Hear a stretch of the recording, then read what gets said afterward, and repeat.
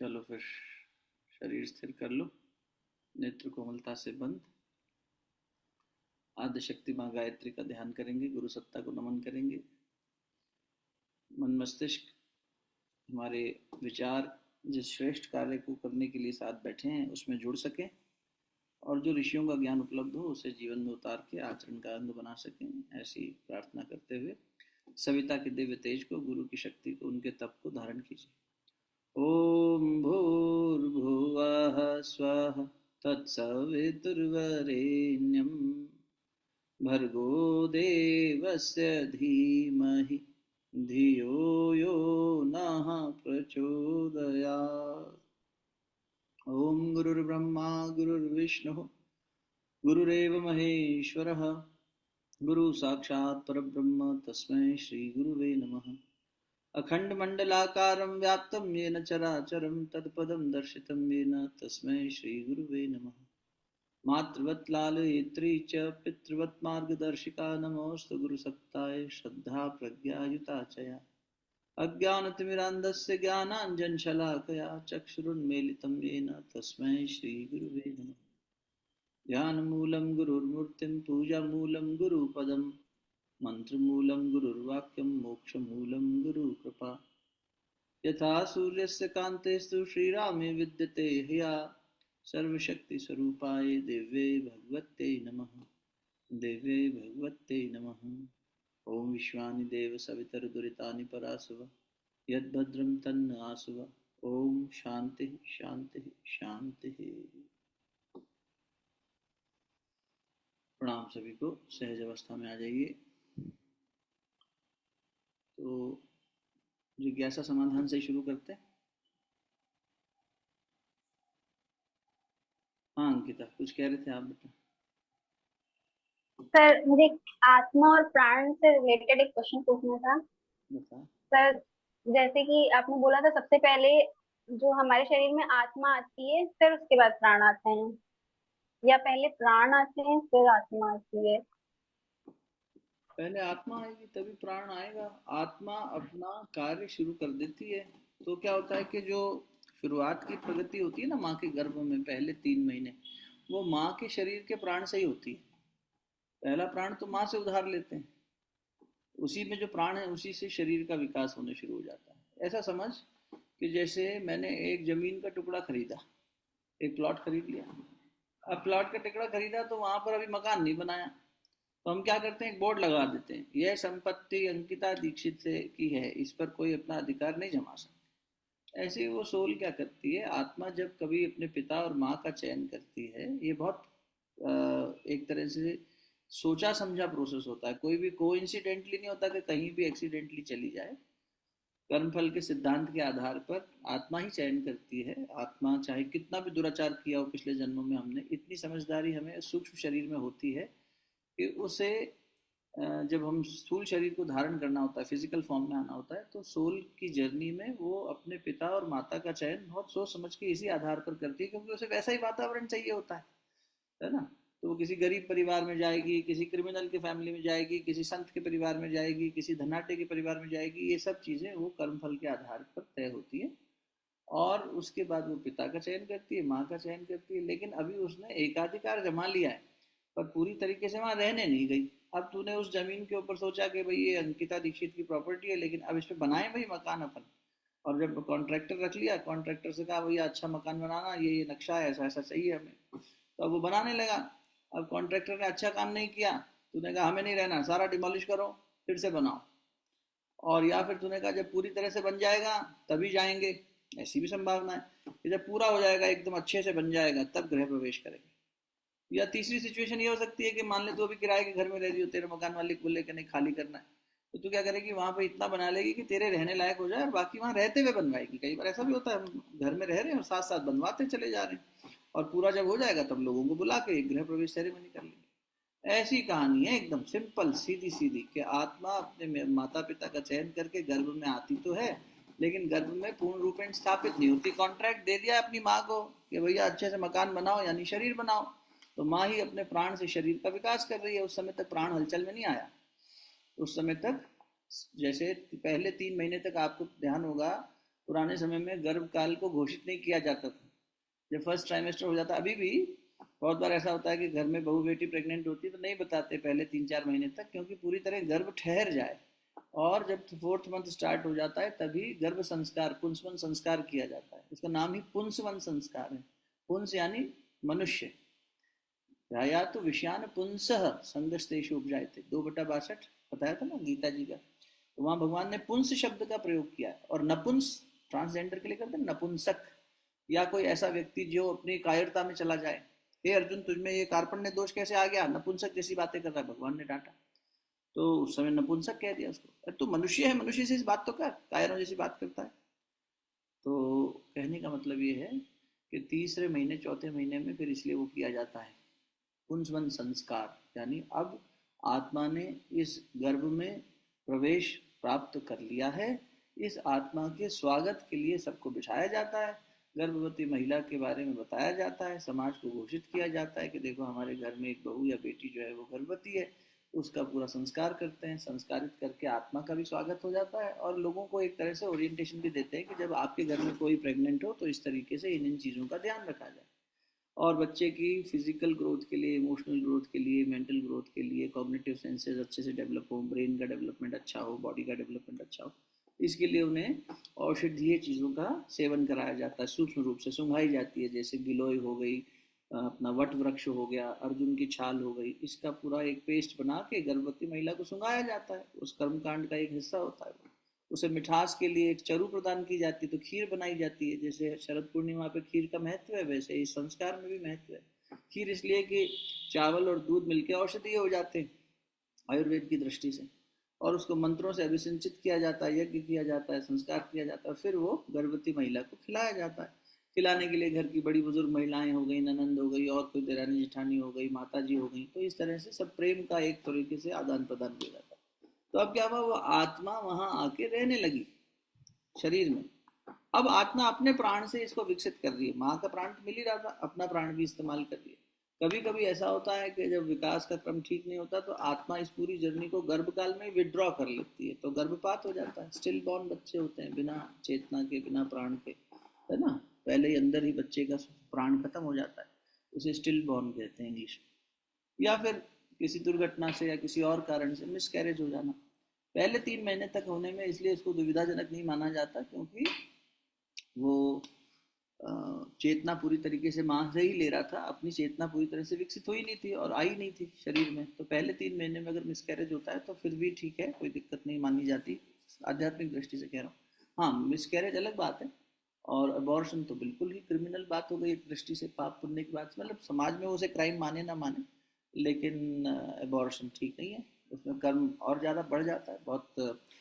जैसे कहते हैं ना, गौ हत्या, ब्राह्मण हत्या और भ्रूण हत्या, इसे बड़े पापों में गिना गया है। तो इस तरीके की बात, ठीक है।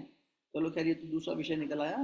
कहने का मतलब ये है कि प्राण कहाँ से आ रहा है, आत्मा के अंदर खुद ही से आ रहा है, लेकिन वो पहले उधार ले लेती है कि जब पहले घर भैया, बनेगा तब रहने लगेंगे। हाँ बेटा। हाँ जी, आप आगे चले जाएंगे तो सिर्फ आप कह रहे हो 3 महीने के बाद पाप माना जाता है, 3 महीने से पहले नहीं।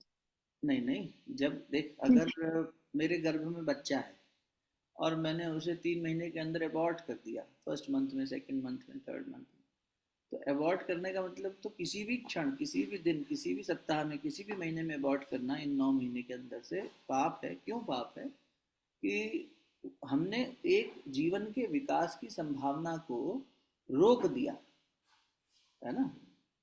चाहे वो पशु का था, चाहे पौधे का था, अब चाहे मनुष्य का था, किसी का भी था। जहाँ हम जीवन के विकास की संभावना को रोकते हैं वो पाप है। और ये हम अपने ऊपर भी लागू कर लें, हमारे जीवन के आत्मिक विकास की संभावना को जब हम रोकेंगे तो वो पाप है। समझ।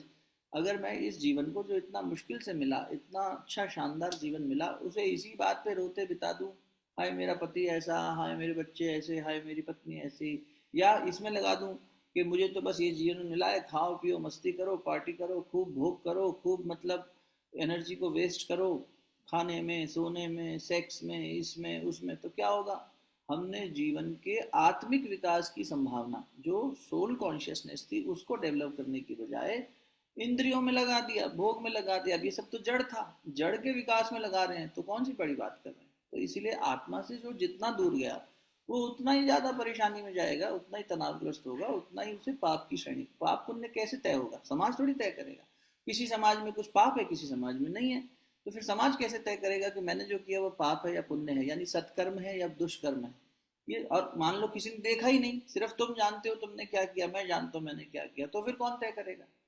परमात्मा तो पता नहीं है कि नहीं, हमने एक्चुअली करते हाँ, समय तो छोड़ दिया। तो ये आप ये कंटेक्स्ट ये था जी, कंटेक्स्ट ये था भैया कि आज के समाज में जो जरूरत है, मतलब मैं ये ऑफ टॉपिक नहीं जाना, सिर्फ मैं हाँ अपना हाँ, रेफरेंस दे रही हूँ, वाई आई आर। कोई बात मुझे लगता है कि जैसे हमारे देश में पॉपुलेशन बहुत ज्यादा है, नहीं। हाँ तो समथिंग फॉर मतलब आज के जमाने में वो रेलेवेंट है, हम जिस युग में जी रहे हैं।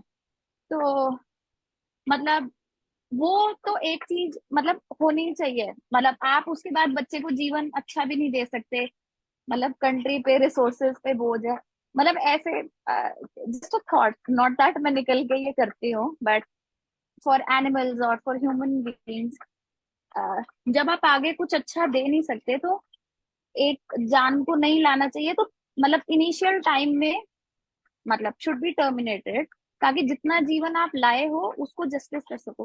तो ये फिर उस कंटेक्स्ट में तो ये कोई पाप नहीं हुआ ना भैया। देख बेटा, मनुष्य की बुद्धि उसे ना बहुत चतुराई से भ्रमित कर देती है। सत्य तो हर युग में हर काल में सत्य ही रहता है, उसकी परिभाषा नहीं बदलती, वो नियम थोड़ी बदल जाएगा। जीवन को पनपने न देना, इससे अच्छा था कि इस दिशा में आगे ना बढ़ा जाता। अगर ये भय अब व्याप्त हो गया है, एक्सीडेंटल प्रेगनेंसी हो गई है, खुली शब्दों में बात करें तो अब एक्सीडेंटल प्रेगनेंसी हो गई, तो ऐसा जैसी दुर्घटना होने क्यों दी गई? अच्छा चलो, हर कोई अबॉर्ट तो नहीं कर रहा, बच्चे जन्म भी ले रहे हैं, परिवार में भी हो जाती है एक्सीडेंटल प्रेगनेंसी। ऐसा थोड़ी है वेल प्लान्ड, पूरा कॉन्शियसनेस, संस्कारवान संतान कैसे आए इसकी प्लानिंग करके कपल आगे बढ़ रहा है। अब शादीशुदा कपल है, उसने बच्चे को जन्म दे दिया, अब ये कहना कि नहीं इस बच्चे को हम आगे वो रिसोर्सेज नहीं दे सकते because of our financial condition, family background, whatever, society का, कंट्री रिसोर्सेज। तो भाई कम रिसोर्सेज में भी क्या रिसोर्सेज से ही लोग शानदार बने हैं क्या? इतने एग्जाम्पल्स तो अपने सामने ही पड़े हैं। भैया देख लें तो जो अगर लगन होती हाँ ना, जी, लगन होती ना बेटा, तो हम कर लेते। यार देख, मैंने कल भी सिंधु ताई का नाम लिया था, 17 साल की उम्र में वो तीसरी बार प्रेग्नेंट हुई, या 19 साल की उम्र में, और उसके पति ने उसको घर से निकाल दिया शराब के नशे में, भरी रात में, बारिश में। उस औरत ने अकेले, 19 साल की महिला, मतलब बच्ची ही एक तरह से, वो अपनी तीसरी संतान बेटी को गाय के अस्तबल में जाके, गौशाला में जाके जन्म देती है, अपना उम्बिलिकल कॉर्ड पत्थर से काटती है, उसे दूध पिला के 6-8 महीने का करती है, और जब उसे लगता है कि अब इसे कोई पाल लेगा, अब इसे मेरे फीड की जरूरत नहीं है, और सड़क पे भीख मांग मांग के, ट्रेन में वड़ा पाव की भीख मांग मांग के खाती है ताकि मेरे शरीर में दूध बने और बच्ची को पिला सकूं। और जब उसे एक दिन लगा कि अब बस हो गया, अब ये भगवान जाने ये जाने, अब इसको कोई ना कोई पाल ही लेगा, तो उसने सोचा मैं मरने चली जाऊं, क्योंकि मेरे पास रिसोर्सेज नहीं। अनपढ़ गंवार महिला की कहानी बता रहा हूँ, जिसके पास ना रिसोर्सेज हैं। ये पढ़े लिखे लोगों को अबॉर्शन मजा आता है कराने में, ये मजा आता भैया है। मैं अनपढ़ की बात ही कर रही हूँ। जैसे हमारे देश में अभी जो बजट आया है, मिडिल क्लास पे सारा लोड क्यों है? क्योंकि लोअर क्लास ने चार चार पांच पांच मिनिमम बच्चे करे हुए हैं। तो ना वो अपना मतलब उस कंटेक्स्ट में मैं सोचती हूँ कि एक तो अवेयरनेस होनी चाहिए कि हुआ हो ही ना, मतलब लेडीज शुड बी समझ, प्रोवाइडेड विद कॉन्ट्रासेप्टिव। वो समझ पैदा करती है, बट सही कहती है। लेकिन बट अगर अगर वो, हो जाए तो दे शुड टेक एक्शन, और उसमें वो बच्चों की तरफ भी भला कर रहे हैं जो उनके एग्जिस्टिंग से दो बच्चे हैं या whatever, जितना वो जस्टिस कर सकते हैं, plus towards our country, towards the resources. मतलब हमारे इंडिया में रिसोर्सेज तो उतने हैं, अब वो एक्सप्लॉइट हो रहे हैं क्योंकि ओवरबर्डन है। एंड फिर क्या होता है, चोरी चकारी, क्रिमिनल, क्योंकि इतनी पॉपुलेशन बढ़ गई, उतनी जॉब्स नहीं है। तो मुझे लगता है population is the root cause. नहीं नहीं, तो पॉपुलेशन किसी चीज की समस्या नहीं है, ये तो भ्रम फैला रखा है पॉलिटिक्स और मीडिया ने। पॉपुलेशन की समस्या है, प्रकृति के पास इतनी अबंडेंस है, समझदारी से जीने लगो तो आराम से जी सकते हो। पॉपुलेशन कहीं समस्या नहीं है। 800 करोड़ कितनी है? चींटियों की संख्या देख संसार में कितनी है, हमसे 1000 गुना ज्यादा छोटे छोटे जीव जंतु हैं, और आराम से अपनी कॉलोनीज में रह रहे हैं बिना झगड़े के। ये तो हमारी तुम्हारी आदत हो गई कि मेरे पास 4 लोगों के घर में जितना नहीं है उतना अकेले मेरे पास है। हम 3 लोगों की फैमिली में 3 कार्स भैया होती हैं, मेड्स के मेरे लिए अलग, पति के लिए अलग। मेरे के पांच पांच बच्चे होते हैं। हाँ, हस्बैंड छोड़ के चले जाते हैं, बेटा वो देन तो द लेडी इज समझदार देयर है टू ना। टेक केयर ऑफ यार एवरीवन। मेरी बात तो समझ हाँ। यार, वो तो उनकी नासमझी है ना बेटा, और वो मेरी भी है। मैं अपने स्तर पे ना समझूं, तू अपने स्तर पे, समाज अपने स्तर पे, हम उनको भी क्या दोष दें। अपनी नासमझी का क्योंकि अगर, मैं भैया, अरे मेरी माँ सुन हाँ, तो, एक बात तो सुन, प्रार्थना तो सुन, मैं अपनी मैं ना, उन लेडीज को कहती हूँ कि अरे मेरी लाडो मेरी बात हाँ सुन। जी। मैं प्रेग्नेंट हो गई, मैं प्रेग्नेंट हो गया, और मैंने बच्चे को अबॉर्ट कर दिया सिर्फ इसलिए कि मेरे पास अक्ल नहीं है, समझ नहीं है, परिवार नहीं है जिसके कारण मैं इसको पाल सकूं। तो फिर मेरे को क्या अधिकार था उसे गर्भ में लाने का? पहला पहला प्रश्न तो यही। तो मेरी नासमझी की वजह से तो जीवन पनपने लगा मेरे गर्भ में। अब तूने ठीक कहा कि पहले तो अवेयरनेस होनी चाहिए कि ऐसा हो ही ना, वो भी कहाँ हो रही है। हम्म, और जब हो रहा हम्म, है तो उसके बाद इसीलिए, क्योंकि मैं भी ना समझ, मेरा घर वाला भी ना समझ, मेरा समाज भी ना समझ, तो मैं उस बच्चे का गला घोंट दूं। पैदा होने के बाद घोंटो जरा, अगर इतनी हिम्मत है तो। गर्भ में तो बड़ा अच्छा है, पिल्स खा के कॉन्ट्रासेप्टिव खा लिया तो हो गया खत्म, बहुत ईजी है अबॉर्ट करना। लेकिन अगर इतनी हिम्मत है तो उसे जन्म दे के फिर मार दो, चलो ठीक है, जन्म दो और फिर मारो। ऐसे भी करते थे, समाज में ऐसे भी लोग हैं। आप कह रहे थे ना 3 महीने तक कॉन्शियसनेस फुल नहीं होती, तो मैं वो कह रही थी कि till 3 months then this is okay, मतलब to. I am limiting somebody's life at any stage, be it an embryonic stage, be it animal stage, plant stage, anything. हमें शिफ्ट होना है। अगर हम अभी हम बात कर रहे थे आज सुबह, क्या प्लांट्स को कैसे मैनेज करें, अड़ोस पड़ोस में बात करते हैं, कोई प्लांट्स रख लें, प्लांट्स पीछे मर जाएंगे। या प्लांट्स को छोड़ दो, पॉट्स निकाल के ले जाओ, है। वैल्यू किसको कर रहे हो तुम? जड़ता को या चेतनता को? जहाँ चेतना आगे बढ़ने के अवसर में आ रही है वहां हम इसलिए रोक दे रहे हैं कि हम मूर्ख हैं। हमने मूर्खता में पहले तो कंसीव कर लिया, अब मूर्खता में हमसे ये हो रहा है कि हम आगे कर नहीं सकते। जबकि समाज में ऐसे विपरीत परिस्थिति, और जिनका दिलासा हम दे रहे हैं, जिनकी दुहाई हम दे रहे हैं कि भाई रिसोर्सेज नहीं है, पॉपुलेशन है लोग, और ये इम्पैरिटी है, कोई बहुत ज्यादा पैसे वाला है, कोई बहुत गरीब है। कलाम साहब तो यार 8 बच्चे थे एक फैमिली में, कजन्स मिला के साथ रहते थे, अखबार बेच बेच के प्रेसिडेंट बन गया यार वो आदमी। कौन से रिसोर्सेज के थे उनके पास, बताओ। समझ चाहिए बेटा, जीवन के लिए रिसोर्स थोड़ी चाहिए। मेरे तेरे बच्चों के पास आज रिसोर्स है, कल ना हो तो जी पाएंगे क्या? ये समझ देनी है ना। फिर वो सुसाइड कर लेंगे, वो भी तो एक पाप हो गया। अगर मैं अपने बच्चे को समृद्धि के साथ जीना दे दूं और ये कह दूं कि बस इसके बिना तो तू संपन्नता के बिना जी ही नहीं सकता, और जब जिस दिन उसको गरीबी आएगी वो डिप्रेशन में आ जाएगा, सुसाइड कर लेगा कि यार मेरे पास तो इतना सब था, हमारे जमाने में तो हमारे बाप दादाओं को इतना था, आज कुछ भी नहीं है, चलो खत्म, या डिप्रेशन में आ जाएगा। वो भी क्राइम है, वो भी पाप है। अगर मैंने समझ ही नहीं दी अपने परिवार को, खुद को, हर परिस्थिति में रहने की, तो मैं यही ना समझी करूंगा, उसको जस्टिफाई करूंगा कि यार चलो कॉन्शियसनेस है नहीं, कम है, जो भी है, चलो अबॉर्ट करो, 3 का 6 महीने पे कर दो। वो ना समझी का असर है ना बेटा, उस वो कहीं से उसमें जस्टिफाई। अच्छा फिर अब पाप पुण्य का वैलिडेशन मुझसे मत मांगना। जो महिला ये कर रही है वो अपनी अंतरात्मा से पूछो, ये करना चाह रही है क्या?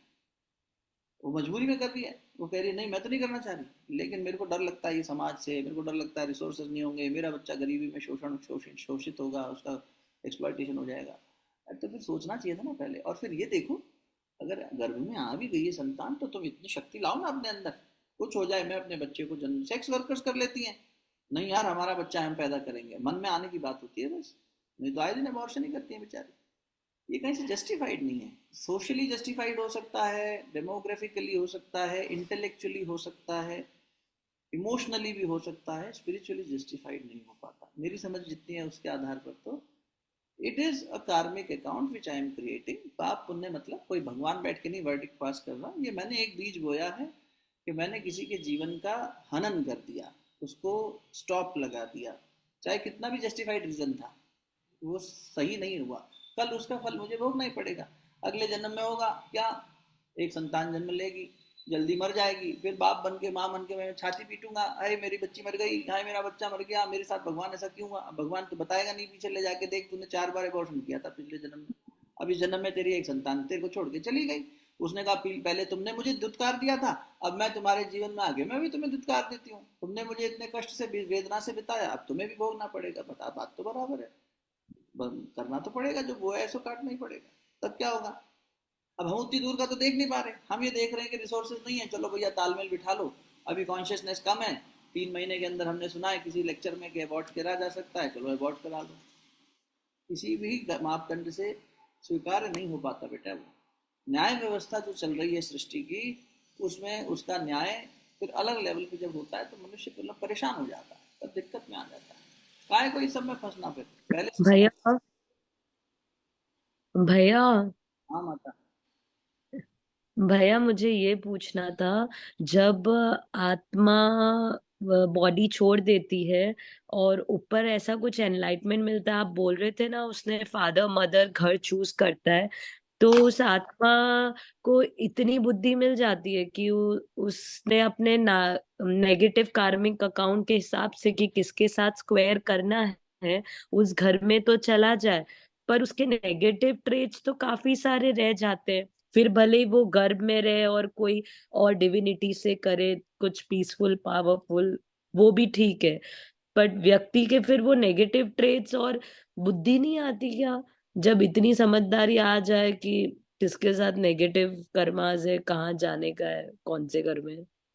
जब मैं मरूंगा, इस शरीर को छोड़ूंगा, जिसे मृत्यु कहते हैं, तो इस जन्म के सारे संस्कार, कार्मिक अकाउंट की गठरी, पूरा अकाउंट मेरे साथ जाएगा। कहाँ जाएगा बोले, वो सूक्ष्म यानी इस एनवायरनमेंट में जाएगा, सटल एनवायरनमेंट है ना।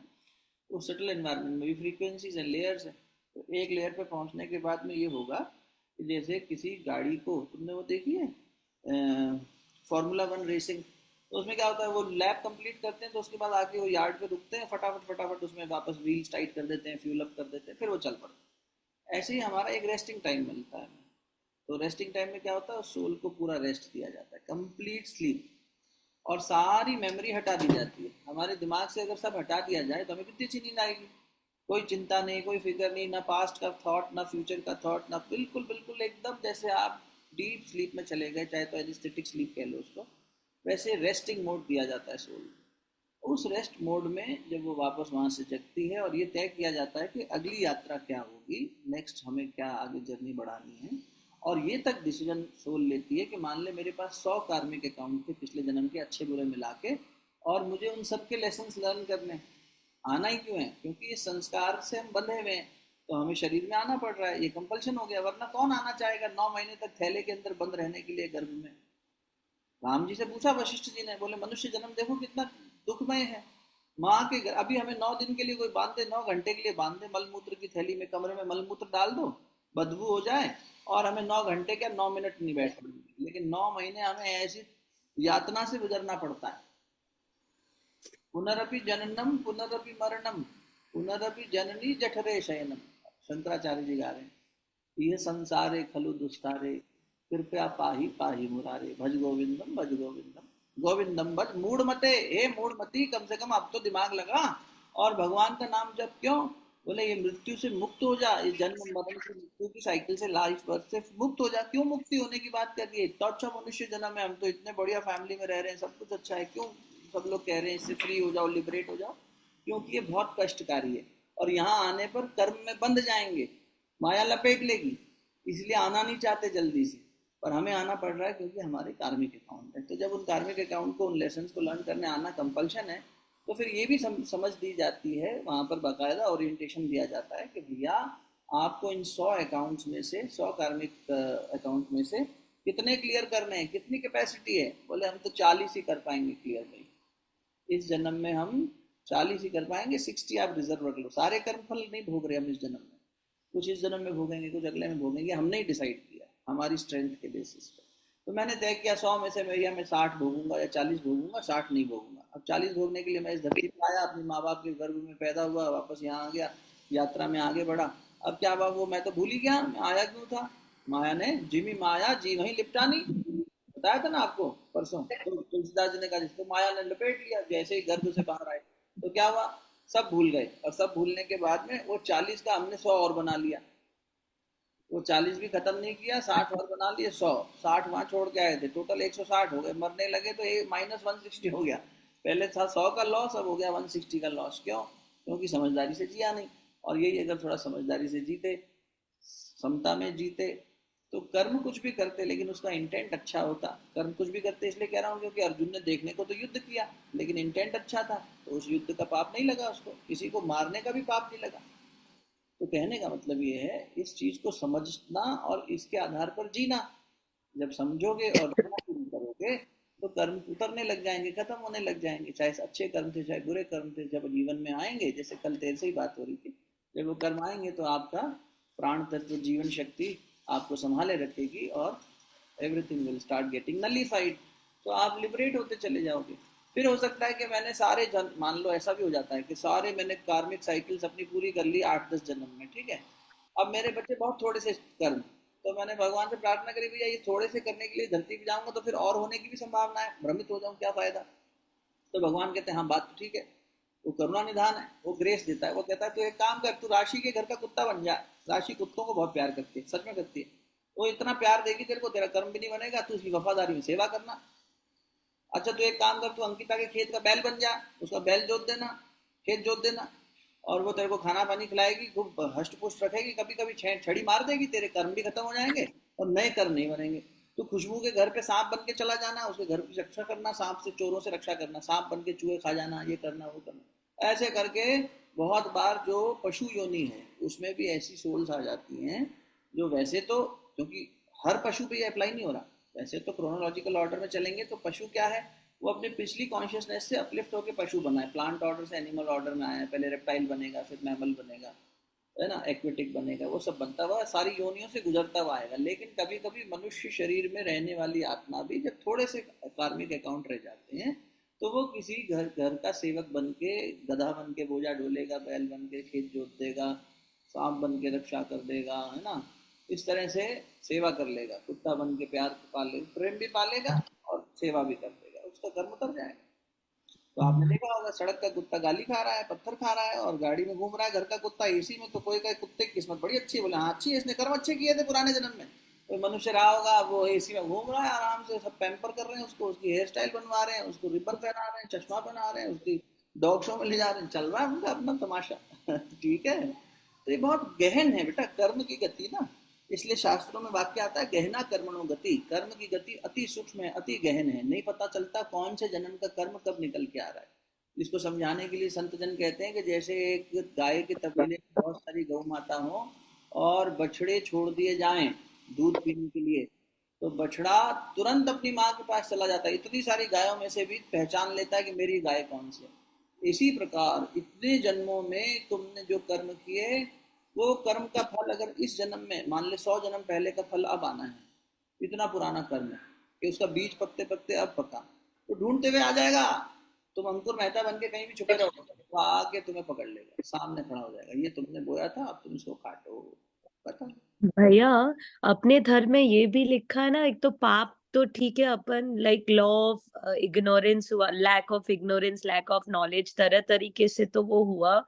अब पाप कर लिया इंटेंशनली अनइंटेंशनली, तो पुण्य भी, तो पाप धुल नहीं जाते, वो नदी में नहाओ और वो सब जितने स्क्रिप्चर्स में रखे हैं। मेरे को वाकई जानना है, मुझे पता है मैंने पाप करे हैं, बट पाप ये इन सब चीजों से धुल जाते हैं।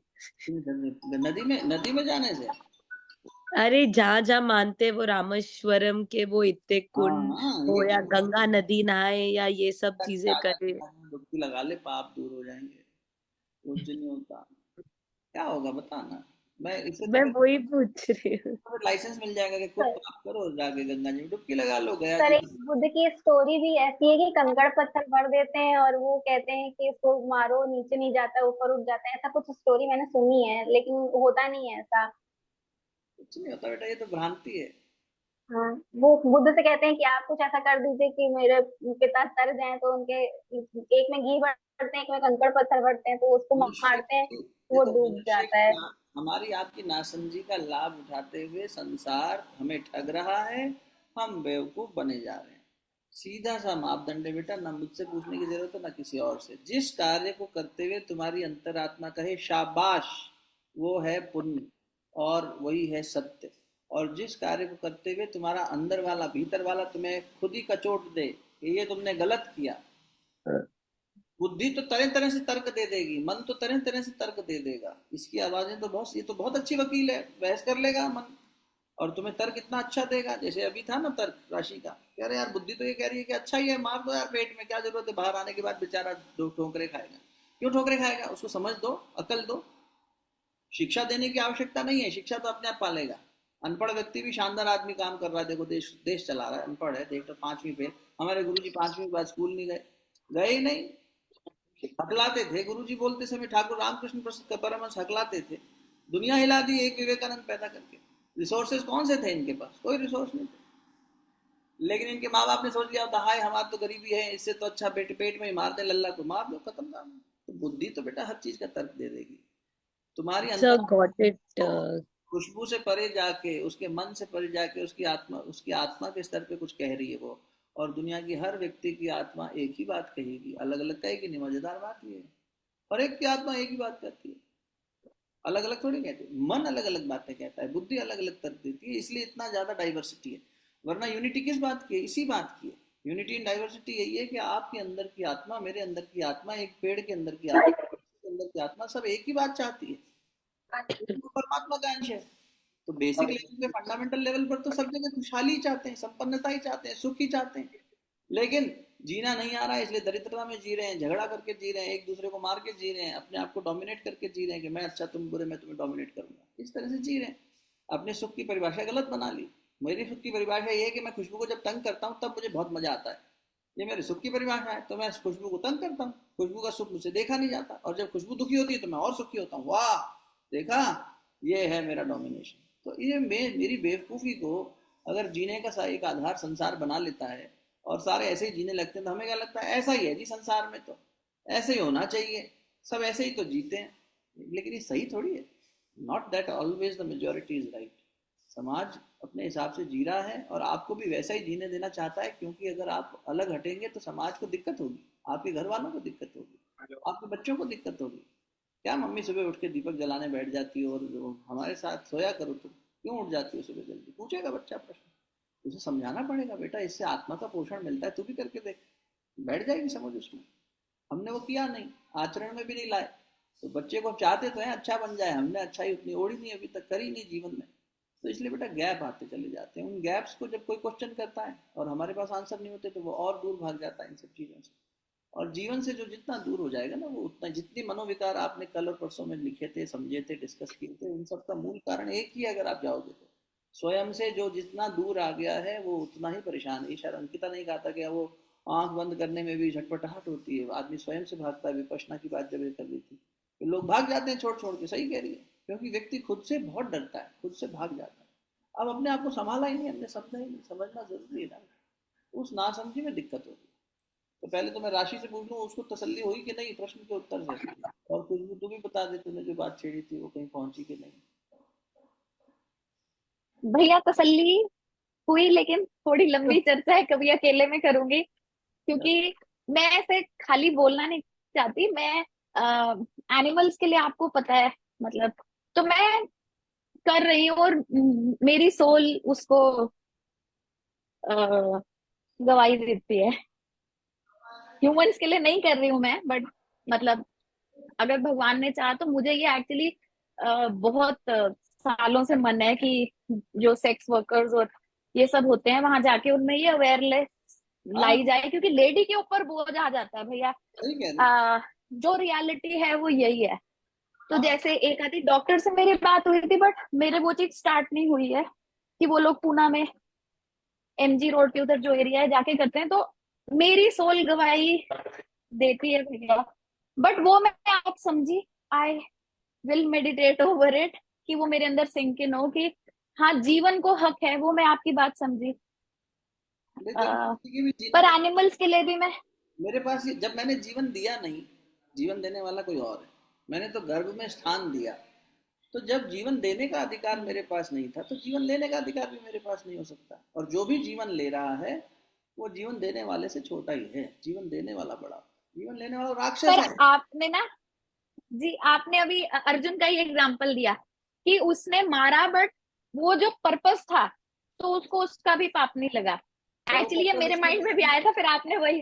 हाँ, तो वो पर्पस उसने नहीं पैदा किया ना। देखो, वो उस पर्पस के लिए भागीदार। अब जैसे मेरी नासमझी से पहले तो मैं सेक्स वर्कर बन जाऊं, और फिर ये कहूँ समाज ने मुझे बना दिया, चलो ठीक है वो भी। अब उसके बाद में मैं प्रिकॉशंस ना लूं, उसके बाद में मैं हत्या भी करता चलूं, और हर चीज को ये जस्टिफाई कर दूं कि देखो अर्जुन ने भी तो युद्ध किया था, देखो जी धर्मशास्त्र में इतने सारे युद्ध हुए हैं, देवासुर संग्राम हुआ है, राम ने रावण को मारा है, तो हत्या करना कोई बुरी बात नहीं। ये वहां की हत्या और यहाँ की हत्या में अंतर भी तो है ना बेटा। इसमें तो मैं बहुत सारी चीजों से छुटकारा भी पा रहा हूँ एक तरह से। अरे यार, कौन बच्चे को पालेगा इतनी विपरीत परिस्थितियों में? छोड़ो, करो खत्म, दुनिया कर रही है। मजबूरी है। वहां मजबूरी नहीं थी, वहां तो अपनी पत्नी के लिए लग रहा, उसको झगड़ा करना तो वैसे ही कर लेता द्रौपदी के चीर हरण के लिए। लेकिन कृष्ण ने कहा कि नहीं, ये तो पूरी नारी जाति की बात है। रावण ने क्या पहले किसी से लेडी का हरण किया था? सीता से पहले कितने लोगों का हरण कर चुका था। वो तो अति हो गई, उसने अब इतना सब कर डाला तो सबके लिए था। इसलिए बेटा वो समझना चाहिए, वो अलग बात है। वो क्यों हुआ, उसके लिए क्यों प्रेरित किया गया, वहाँ इंटेंट क्या था, उसकी गहराई में जाके जब उसको समझेंगे तो पाएंगे कि यार जीवन को बढ़ने देने का हमारा कार्य है, जीवन को विकसित होने देना। कोई मेरी राइट्स और मेरे जीवन को, मेरे आसपास का वातावरण अगर सफोकेट करता है तो मैं उस जगह से छूटना चाहता हूँ। मुझे नहीं रहना यहाँ पे, क्योंकि मान लो फॉर एग्जाम्पल तुम किराए के घर में हो, मकान मालिक तुम्हें तंग करे, तुम क्या करो? छोड़ो यार, हमें हमारी स्वतंत्रता, हमारी वो प्यारी है, अस्मिता प्यारी है, हम नहीं जाएंगे कहीं पे, हम नहीं रहेंगे यहाँ पे। क्यों? हमारा इट इज वायलेशन। और हम, कोई बोल नहीं पा रहा है, भ्रूण में के स्तर पे है, एकदम छोटा है, किसी को पता भी नहीं चल रहा है, खत्म काम, किसने देखा? इसलिए हम इतना इजीली कर डालते हैं। तो सोचो और गहराई से चिंतन करो। चलो, खुशबू तेरा हो गया। अभी चित्रा दीदी वेट कर रही है, नीता बहन जी वेट कर रही है, नरेंद्र बहन जी वेट कर रही है। कितने सारे सवाल हैं, बताओ भाई। त्रिशा बहन जी भी अनम्यूट मोड पे है कि अभी मौका लगे तो मैं भी बोलूँ। हाँ। नहीं भैया, ये पूछना था, जब ये एहसास होता है कि ये नासमझी में हो चुका है, तो इसका प्रायश्चित कर लो। प्रायश्चित कैसे हो? नहीं, प्रायश्चित हाँ, कर लो। प्रायश्चित कैसे करें वो? देखो ठीक है, फेस प्रायश्चित करने के लिए रेडी है, गलती किए हैं तो फेस तो करना ही है। करना ही है। बट है प्रायश्चित ना, का, बट प्रायश्चित का मतलब, सामने वाले से माफी कैसे ये की जाए ना, जो है ही नहीं अरे इधर। प्रायश्चित के विधान ही है, सारा कर्मकांड प्रायश्चित का विधान है। जीवन में जब तक पश्चाताप का भाव नहीं आएगा, वो कब आता है? जब आत्मा के स्तर पे जाके मूल्यांकन करते हैं और समझ में आने लगता है कि अरे यार, हमें कोई ऐसा कर्म करना पड़ गया जीवन में, ना समझी में, या तो हमने कर लिया या मजबूरी में हमने कर लिया, जो हम करना नहीं चाहते थे, हमारी आत्मा को उससे घुटन महसूस हो रही है और हम उसका बोझ नहीं लेके चल पा रहे हैं, है ना? तो उस कर्म के लिए प्रायश्चित का जब भाव आएगा तो सबसे पहले आपके जीवन में क्या आता है? जैसे ही पश्चाताप की अग्नि में जलते हो, त्याग की भावना आती है। आती है कि नहीं? सोच के देखो सब लोग। जहां पश्चाताप मन में आएगा, गिल्ट, और उसको रेक्टिफाई करने की इच्छा पैदा होगी, पहला काम ये होगा, खाना पीना, स्वाद इत्यादि आराम सब छूटने लगेगा। आपको इंद्रिय सुख सुख नहीं देगा। कोई कहेगा क्या हो गया भाई साहब, क्या हो गया बहन जी? नहीं, क्या बताएं, हमारे मन का बोझ है, लेकिन अब हमें खाना पीना, मौज मस्ती, मनोरंजन, इसमें मजा नहीं आ रहा। फिर क्या होगा? जब ये त्याग होना शुरू हुआ तो त्याग से थोड़ा सुख मिलने लगेगा, क्योंकि अब खुद से घृणा भी होगी ना, थोड़ा हेट्रेट भी होगा, अरे यार हमने क्या कर डाला, ये मुझसे क्या हो गया, भले मजबूरी में हुआ पर क्या हो गया मुझसे, क्यों मैं इतनी कमजोर पड़ गई, क्यों मेरे से ऐसा हो गया, क्यों मेरी चेतना इतनी डिप्लीटेड हो गई कि समाज या ये पूरी जड़ता मेरे ऊपर हावी हो गई। तो फिर व्यक्ति अपने आप को थोड़ा कोसेगा भी। अब वहां संभलने की जरूरत है, नहीं तो डिप्रेस हो जाएगा, स्पाइरल डाउनवर्ड चला जाएगा। वहीं संभल जाए। त्याग पहली सीढ़ी होती है। त्याग से क्या होता है? फिर थोड़ा हल्कापन महसूस होता है, यार मैं कैसे जो है चैन की नींद सोऊं, कैसे इतना भोग विलास में घूमूं, कैसे मनोरंजन करूं, कैसे घूमूं फिरूं, मेरे ऊपर तो इतना बोझ है। जैसे पढ़ाई का बोझ होता है, बच्चा तो सब छोड़ के पढ़ाई में लग जाता है, कैसे टीवी देखूं, कैसे मस्ती करूं, कैसे वीडियो गेम खेलूं, कैसे पतंग उड़ाने जाऊं? नहीं कर सकता, क्योंकि मेरे को पढ़ाई में रुचि है और पढ़ाई के लिए मुझे अब तप करना पड़ेगा। वहां से तपस्या शुरू हो जाती है। जब आप श्रेष्ठता के मार्ग पर चलोगे तब शुरू हो जाएगा। तपस्या का मतलब ये नहीं है कि आपने कितने मंत्र घुमाए और कितनी देर भगवान के सामने किया और कितना स्वाहा स्वाहा यज्ञ किया, नहीं, वो सहायक हो सकते हैं। तपस्या का मतलब ये है कि अब आप आदर्श से प्रेम कर रहे हो, आदर्श, सच्चाई, सिद्धांत, इससे प्यार कर रहे हो, और उस रास्ते पर चलते हुए जो आप त्याग नेचुरली कर रहे हो, अपने अंदर से, आपके अंदर से आ रहा है कि त्याग का भाव, उसको जीने की कोशिश कर रहे हो। जियोगे तो फिर विरोध आएगा, उस विरोध को सहते हुए आप तब करते चलो, तो अंदर से यही प्राण बल जिसकी बात कर रहे हैं, ये बढ़ने लगेगा। और जैसे परसों खुशबू के क्वेश्चन में मैंने कहा था या कल कहा था कि फिर जब ज्ञान जागृत हो जाएगा, यानी इतनी समझ जागृत हो जाएगी, तो कर्म फल क्षीण होकर खत्म हो जाएगा। तो उस कर्म का फल हो सकता है हमने वही वैसे भोगते, अब हमने तपस्या करके भोग लिया, कल भी आपको बताया। तो प्रायश्चित के विधान है, शास्त्रों में भी हैं, गुरुजनों के पास भी हैं। अभी गुरु पूर्णिमा, पूर्णिमा से पूर्णिमा चंद्रायन साधना कर लो, तप करो, जप करो, तप और जप, तप और जप करते चलोगे, जीवन को थोड़ा सा पोषण दोगे, इंद्रिय सुख को कम करोगे, मन को, बुद्धि को आत्मा की दिशा में ले जाओगे, तो धीरे धीरे क्या होगा? अपने आप वो कर्म का बोझ हल्का होता चला जाएगा। यहाँ की तपस्या आगे लाभ भी दे देगी। भोग में तो और डिप्लीट होता प्राण, इसमें आपने योग कर लिया अपने साथ, तो आपकी चेतना भी बढ़ती चली गई और उस कर्म का फल भी प्रायश्चित भाव में भोग लिया, समाप्त हो गया काम। जी जी। गुरु इसमें सहायक होता है और इसलिए अनिवार्य भी है। गुरु मिल जाता तो ये आसान हो जाता है, कुछ तो वही हल्का कर देता है, कुछ तो प्रायश्चित करा देता है। और फिर जान लो, अज्ञानवश किए गए कर्म का फल कम मिलेगा, ज्ञान में स्थित होकर किए गए कुकर्म का फल ज्यादा मिलेगा। एक छोटा बच्चा है, दूध मुआ, उसने बिस्तर पे गंदगी कर दी, सुसु कर दिया, पॉटी कर दिया, तो उसको कोई चाटा मारेगा क्या? अरे नहीं मेरे लल्ला, तुमने सुसु कर दिया, ला मैं तेरा डायपर साफ कर दूं, ला मैं तेरे को नए कपड़े पहना दूं। तो माँ उसको प्यार कर रही है, वो रसोई में सुसु पॉटी करके आ गया, सुसु हो गया उससे गलती से, तो उसको दंड नहीं दिया जा रहा, क्योंकि वो अबोध है, अज्ञानी है। अज्ञानवश अगर हो गया तो वहां भी क्षमा का विधान है। लेकिन तुम जान रहे थे और जानते हुए कुकर्म हो गया। कुकर्म मतलब कोई भी, ऐसा नहीं कि हम तो बड़े सात्विक हैं जी, देखो कितनी अच्छी बातें कर रहे हैं, हमें मालूम है कि सत्य बोलना सही बात है, आत्मा तो ये कह रही है, हम आपसे झूठ बोलें तो झूठ बोलेंगे तो क्या होगा, भीतर से आत्मा ठोकर मारेगी कि नहीं, हथौड़ा चलाएगी कि नहीं, ऐ झूठ क्यों बोल रहा है, झूठ बोलना गलत बात है। भले ही हम आपको इतना अच्छाई से झूठ बोल दें कि आप उसे समझ बैठे सच, लेकिन फिर भी हमारी आत्मा जानती है कि ये झूठ है, तो वो तो वहां पर अकाउंट बन जाएगा कि इसने आत्मा के विरोध में जाके कुछ कर्म किया, पाप वहां टिक लग जाएगा। और जो आत्मा को पोषित करने वाला था वो पुण्य। बस जहां जो करके तुम्हारे अंदर की चेतना विकसित हो रही है और दूसरे व्यक्ति की चेतना भी विकसित होती है, फिर चाहे पौधे में पानी डालना ही क्यों ना हो, वो भी उपासना बन जाता है। उसी से तुम्हारा प्राणायाम हो जाता है कि तुम पौधे को पानी दे रहे हो और तुम्हें लग रहा है कि मैं इसे पोषण देने का माध्यम बन रहा हूँ, भगवान ने मुझे माध्यम बनाया, अरे वाह यार, और तुमने मेरे को सेवा करने का मौका दिया, तुम उस पौधे में भी भगवान देख रहे हो, और तुमने उसे, चाहे तुलसी हो और चाहे वो कोई दूसरा पौधा हो, चाहे कटीली झाड़ी हो, तुमने कोई भेद ही नहीं किया, नहीं नहीं ये तो तुलसी माता है, इसकी तो हम परिक्रमा करेंगे, इसको तो हम पीतल के कलश से पानी देंगे, तो ये तो बहुत महान हो गई, और दूसरा पौधा है उठाया फेंक दिया, ऐसा थोड़ी है। जब तुम समान भाव से, सेवा भाव से करते हो, तो उस दृष्टि से आपका हर कर्म पूजा हो जाता है, भगवान बन जाता है। बोलिए तो हर समय चिंतन मेरा ही करता है, ये जीवन को पोषण दे रहा है, चलो इसका बोझा हल्का करना चाहिए। गलतियां सबसे हुई है मनुष्य शरीर में आके, मोह में सब बंधे हैं। जड़ भरत हिरण बन गए थे, आखिरी जन्म होते होते फिर अगले जन्म में हिरण बनना पड़ा, क्योंकि हिरण में आसक्ति हो गई थी। बहुत कहानियां ऐसी। तो प्रायश्चित का विधान है, प्रायश्चित किया जाए गुरु की शरण में बैठ के, अपने आप हल्का हो जाता है, कोई दिक्कत नहीं, मुश्किल नहीं है, करना चाहिए। इंसान करना नहीं चाहता ना, माया छोड़ती नहीं।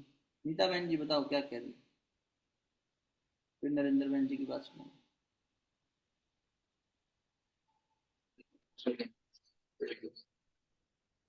नीता दीदी आपको कुछ कहना है, आप अनम्यूटेड हो। नहीं जी। नहीं, ठीक है। नरेंद्र बहन जी आप क्या कह रहे हो। तो मेरा पूछना है, जैसे बच्चा जन्म लेता है उसके जीवन में कुछ ना कुछ कष्ट आते हैं, तो हम किसी को पूछते हैं तो वो बोलते हैं ये पूजा करवा लो आपके बच्चे के कष्ट निकल जाएंगे, ये पूजा करवा लो आपके बच्चे के कष्ट, ये सचमुच ऐसा होता है?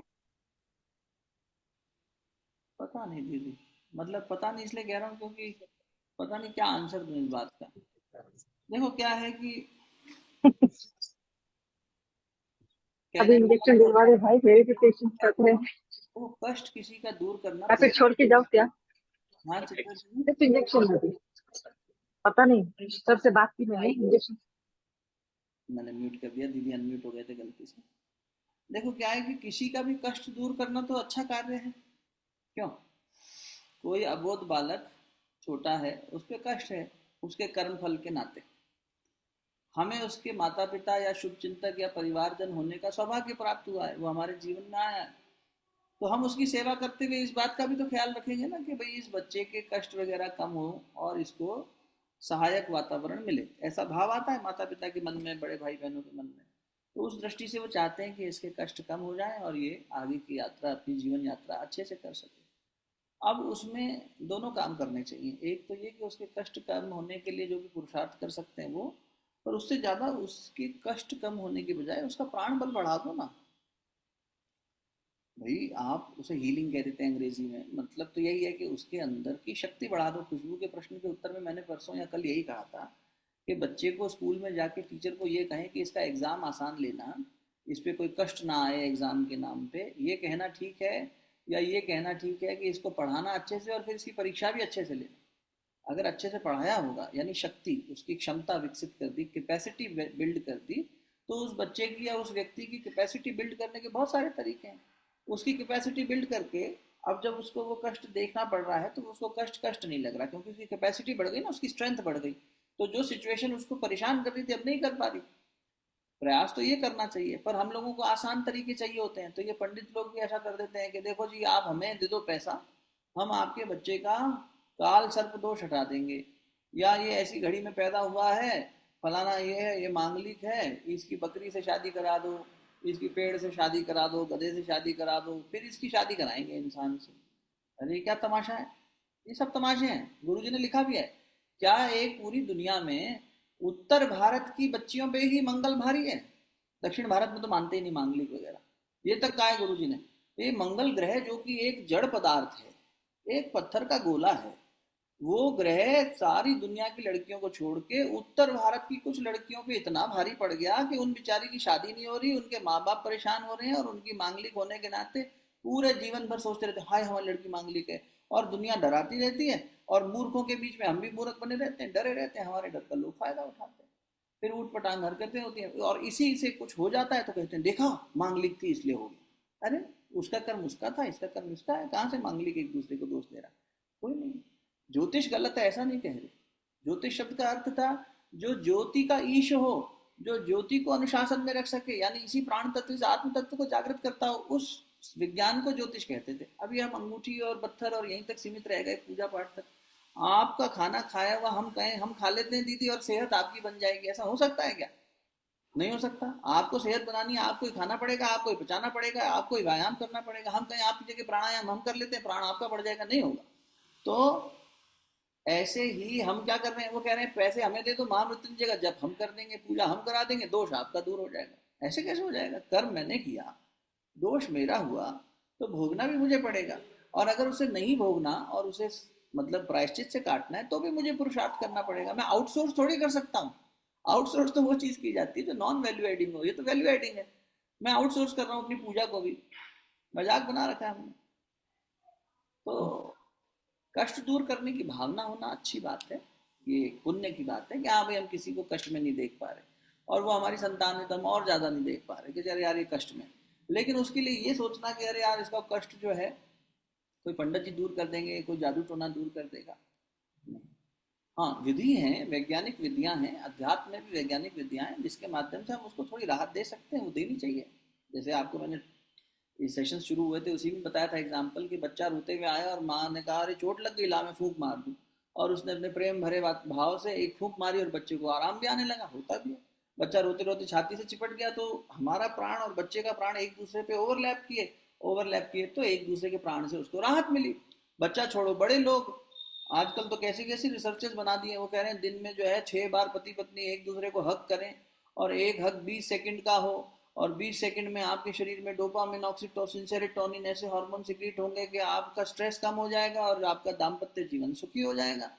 बात भी ठीक है भाई, आलिंगन करने से, चुंबन करने से, गले लगाने से, चाहे बच्चे को करो, चाहे जीवन साथी को करो, चाहे पेड़ पौधे को करो, चाहे जानवर को करो, करते ना, पेड़ों को हक कर रहे हैं जाके, या आपके घर में पेट एनिमल है तो हेल्थ बढ़ जाती है, लॉन्जिविटी बढ़ जाती है। ऐसा रिसर्चेज हैं, जिनके घर में पेट है उनकी हेल्थ अच्छी रहेगी, क्योंकि वो इमोशंस हमने कहीं शेयर कर लिए और किसी के पॉजिटिव ऑरा में आके हमने अपने ऑरा को क्लीन कर लिया, तो वो तो ठीक है, इससे तो हमारा कष्ट कम हुआ। लेकिन अगर कोई बहुत भारी दोष है तो उसके लिए अपना प्रायश्चित, अपनी तपस्या, अपना सब कुछ करना पड़ेगा। जीव को उसके लिए ग्रह नक्षत्रों को दोषी ठहराना या पंडितों के चक्कर काटना या कुंडलियां बनवा के डरना मुझे तो समझदारी नहीं लगती। और जिस गुरु से मैं जुड़ा उन्होंने भी इस बात का खंडन किया, तो मैं तो उसी लग के चल रहा हूँ बहन जी।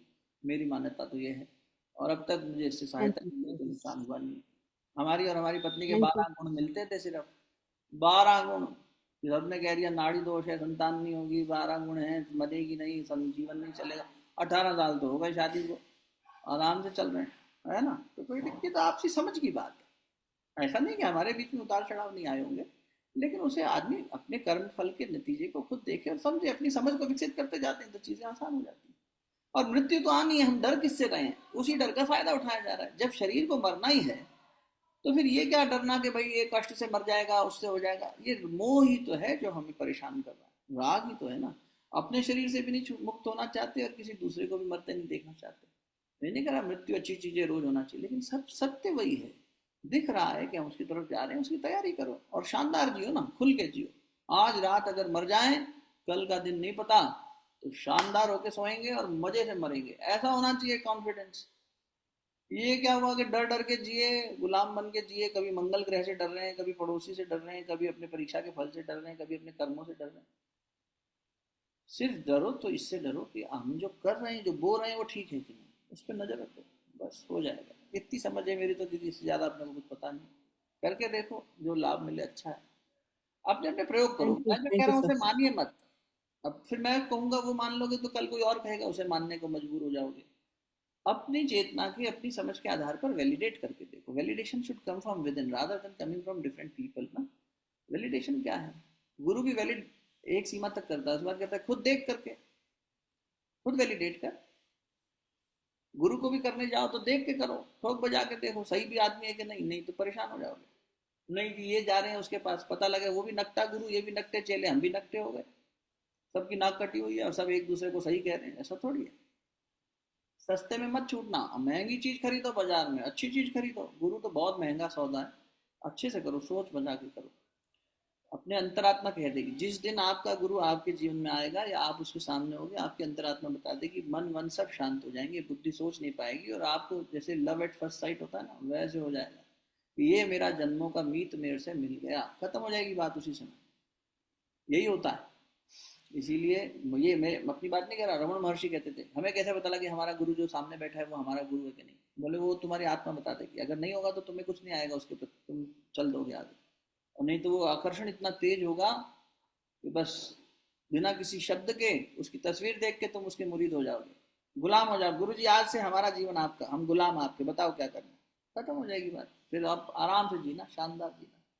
तुम लोग यार प्राणायाम के नाम पे क्या क्या बातें कराते रहते थैंक यू सर। हो।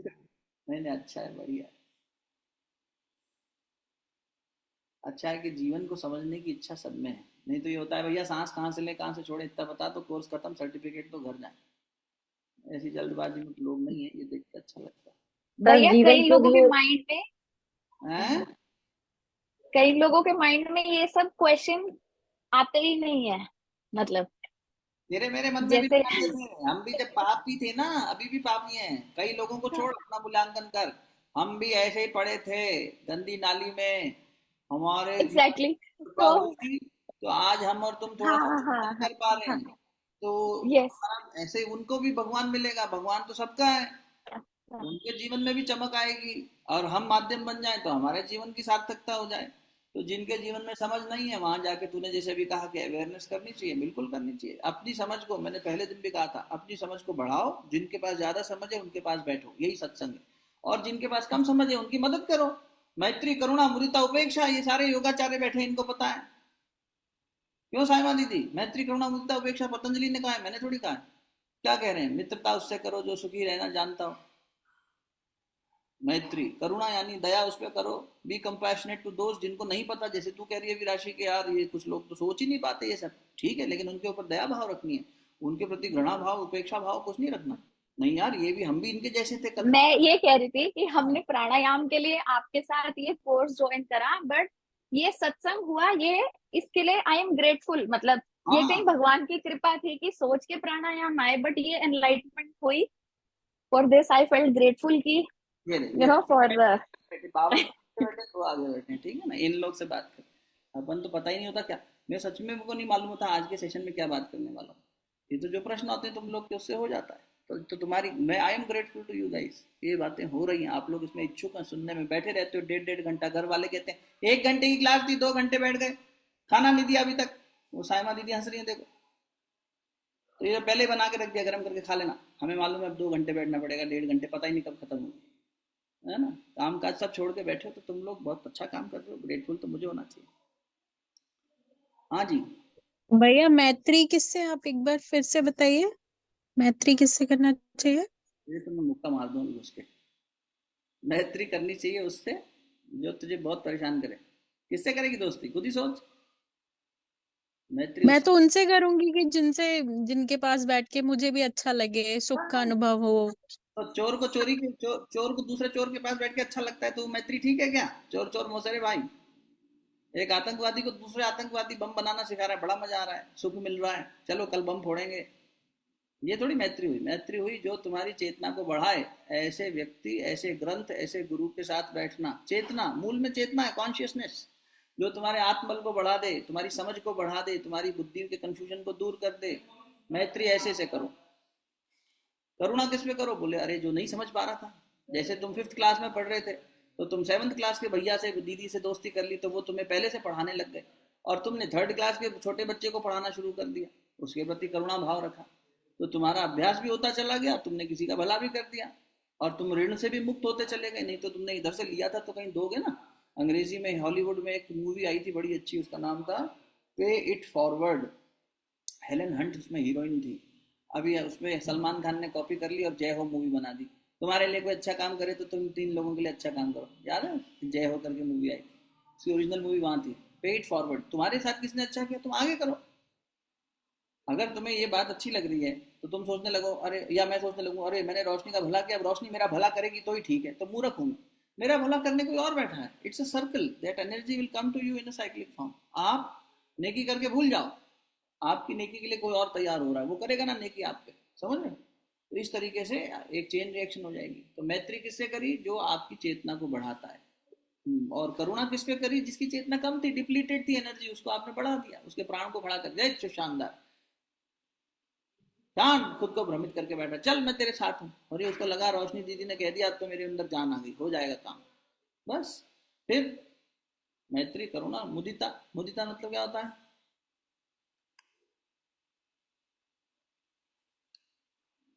हैप्पीनेस। शीतल बताएगी, शीतल बता।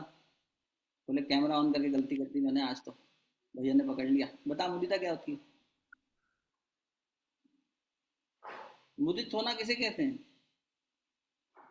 जो मन में आए, सही गलत तो कुछ है ही नहीं। आकर्षित, आकर्षित हो ना। प्रसन्न होना सर, उस सेंस में होता है। विद्वानों से मुद्दा काफी हाँ, कहा जाता है। हम्म, खुश हाँ, होना। गीता जी भी कुछ कह रही है। शीतल ने कहा विद्वानों से प्रसन्न होना, और ये रोशनी कह रही है आकर्षित होना।